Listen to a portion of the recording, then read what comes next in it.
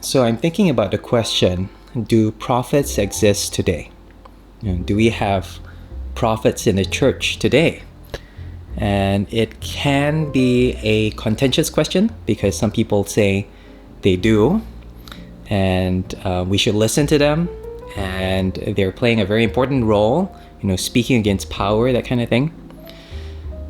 Some people say they don't, and they say it's maybe a distraction or maybe even heresy. So it can be very divisive as a question, as a topic to be discussing even in the church today. But yeah, why am I thinking about this? It's because of Bible college, I have to write an essay about prophecy in the Old Testament.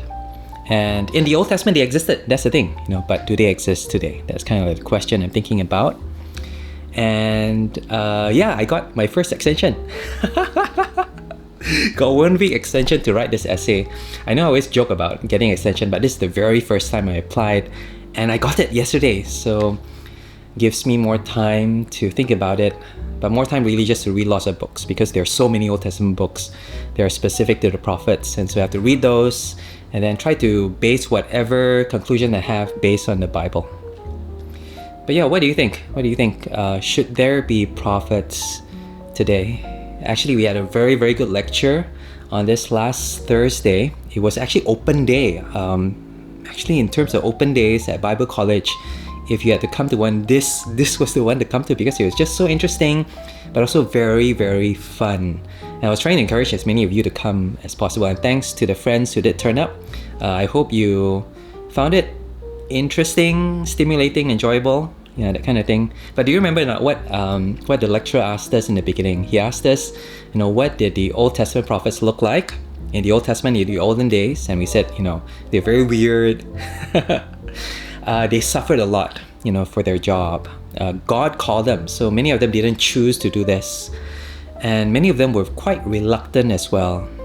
And again, that theme of suffering, they went through a lot of hardship.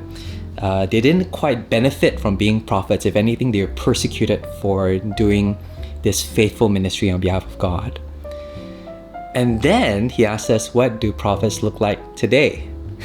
And that was interesting, like contrasting the image of prophets, whether you believe they exist or not, but what people perceive them to be today. And the answer number one was private jet, or white suits, or people who are very impressive, they command a lot of respect, that kind of thing. And you start to see that contrast, right, between the Old Testament and the New Testament. And isn't it interesting, yeah? That even though many people use the Old Testament prophecy and that office of prophecy as a basis for, it existing today, it looks so different. Yeah, and so I wasn't planning on writing this essay, but because of that lecture, because of that kind of exercise, and we had lots of other discussions after that, I thought, hey, I want to explore this more. And this is the whole point. The whole point of doing Bible college is to be able to think about things that will be very, very applicable to me as a Christian today, but to the Christian church today as well. And it's a very, very fun exercise. Yeah. One thing I asked the lecturer was, on the one hand, how do I put this? The prophecy is mentioned in the Bible a lot, in the New Testament. So this is not Old Testament times, this is after Jesus already, and Jesus fulfills the role as prophet. He is the final word of God. In the past, Hebrews says he used to speak in many ways, but now Jesus. So Jesus is the ultimate prophet. But then prophecy is mentioned in the context of the church quite a few times. And that's an interesting thing, because it's mentioned in terms of not just one specific prophet or one special office, but everyone having the Spirit and being able to prophesy according to Joel chapter 2. That's a fulfillment at Pentecost. But also in the context of worship, you find in 1 Corinthians especially, women prophesying in the church. And just, I think it was maybe yesterday, I saw this really, really interesting post by the head of FIEC. Now, FIEC is it Federation of Independent Evangelical Churches? This is in the UK. This is like the largest network of evangelical independent churches in the UK. And the guy who runs it, very, very respected leader, talked about how prophecy is something we need to think about in the church today. And the interesting thing is, this guy is not charismatic. This guy is not really someone who is seen as a leader in the charismatic world. He's actually quite reformed, very, very swaku and very, very straight one. But he's saying, actually the Bible speaks about it quite clearly. And he differentiates it from preaching and teaching.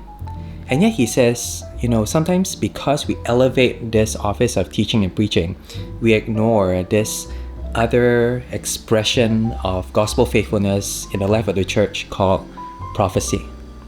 And specifically as well to do with women. So I thought that was really interesting, very timely. Again, it motivated me to think about this all the more. And it made me think, whether it's something that we intentionally ignore as a topic because it's uncomfortable. If you don't come from a church that practices, don't just say prophecy like speaking in tongues lah, or prophecy in modern churches these days tend to be like, oh, do you have a word from God, that kind of thing. And that's my background. I don't come from any kind of tradition that does this, although now I go to a church that does. Then it makes you think, is it that we already have worked it out and said that, okay, this is the line that we're drawn, or is it that we've just never really thought about it before? And personally speaking, I think I come closer to that latter position. Maybe I haven't thought through it enough, or thought about the expression and the application of it in the church. Now, just to be clear, I think I really respect churches which take a line against prophecy. They think that there is no longer continuation of certain gifts of the Spirit, that they were very specific to the time of the apostles. I really get that. And I really respect that as well. And to some extent, I believe in that as well. But at the same time, I think some of the answers can be quite glib. And maybe, again, not really in order to wrestle with the text, but in order to ignore it and maybe not to deal with it. And say, oh, no, we have more important things to talk about. But here's the chance. Here's the chance to actually think about this thing in this essay and to think about it for myself and in terms of the context of the churches here in Malaysia. And it's a fun thing to do. It's, again, a lot of work as well, a lot of reading. And I have to give evidence and basis for it. I have to not just come up with ideas or come up with a vlog, but try to see if other people think about this and to try to put them together in a way that is understandable in an essay form and submit it in 2.5 weeks' time. Yeah. Anyway, I just thought I'll give you an update because this is one of the more fun things in terms of the assignments I have to do in SPTC, and I really enjoy it. I'm really thankful for it. And I wonder if something like this is something that you would find enjoyable as well. And maybe it's one of those considerations, when you're thinking about doing Bible college, or maybe just reading through the Bible and applying it to everyday life. Yeah. Anyway, thanks for listening. Bye.